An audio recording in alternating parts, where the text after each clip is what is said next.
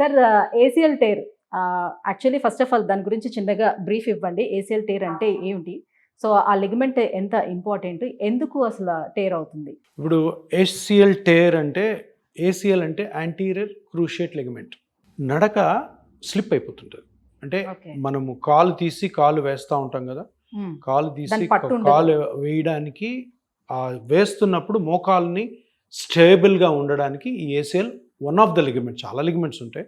ఈ ACL one of the ligament రెండు bones మధ్యలో ఉంటుంది అనమాట. ఇది యాంటీరియర్ క్రూషియేట్ లిగమెంట్. సో ఇది మనకి నడుస్తున్నప్పుడు స్టెబిలిటీని కాజ్ చేస్తుంది. అంటే దీనివల్ల మోకాలలో స్టెబిలిటీ వస్తుంది. సో ఇప్పుడు ఈ ఏసీఎల్ కొన్ని ఇంజురీస్లో అంటే దెబ్బ తగిలినప్పుడు కట్ అవుతుంది. కట్ అయితే ఏమవుతుంది?